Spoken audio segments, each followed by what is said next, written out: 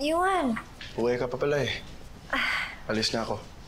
Uy, loko-loko. Hoy, halika dito. Halika muna dito. Pasok ka muna.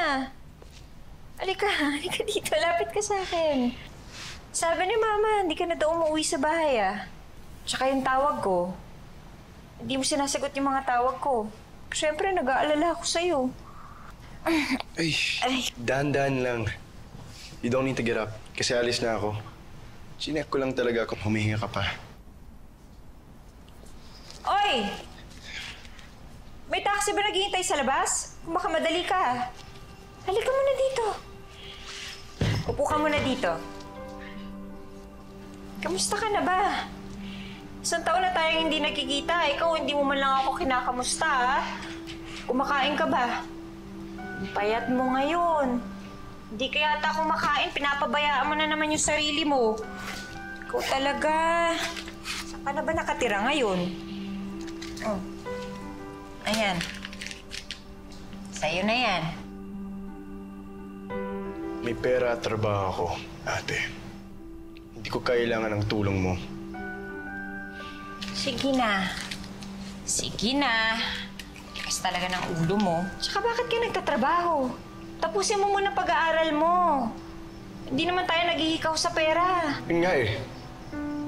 Sobra tayo ng pera mo. Pera mo, ate. Alam mo ba kung bakit ako umalis ng bahay? Because I don't need your money. Ayoko umasa sa perang sumira ng pamilya natin. Bakit mo ako ganyan kausapin? Totoo naman eh. Kaya nasira ang pamilya natin. Dahil sa pera mo. Kaya ayaw ni Mami si Papa dahil wala siyang pera. Kaya pwede ba? Huwag ka na magbigay sa amin. Bakit ako sinisisi mo? Wala ba akong nagawang matino para sa pamilya natin? Yung perang pinaghihirapan ko, yung araw-araw na pinagtatrabahuan ko, pinagpupuyatan ko, pinagpapaguran ko. Wala lang yun sa'yo, masama pa rin yung pera na yun. Ano bang tingin mo sa akin?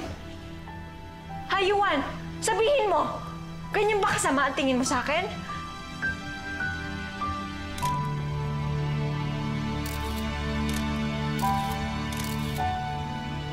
Ganyan ba ang tingin mo sa akin?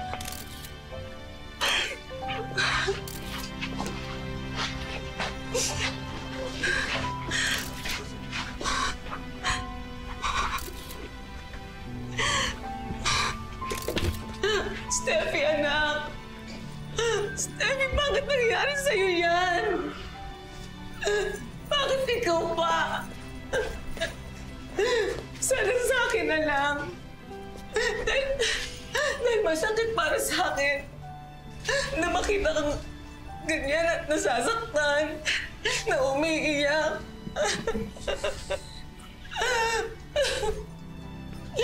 Yuan, anak. Mabuti naman nandito ka para alagaan ang kapatid mo. Mas ngayon niya tayo kailangan.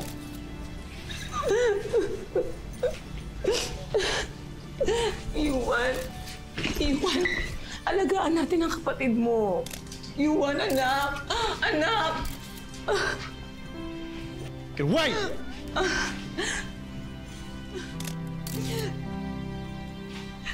Hindi kayang makita ni Yuan ang kapatid niya sa ganyang kalagayan. Sobrang mahal na mahal nila ang isa't isa. Kaya, Steffi, anak, mahal na mahal kita, anak. Tama na. Tama na. Huwag ka nang umarte ng ganyan na parang nasa teleserye tayo. Huwag kang mag-pretend na masaya tayo dahil hindi tayo masaya!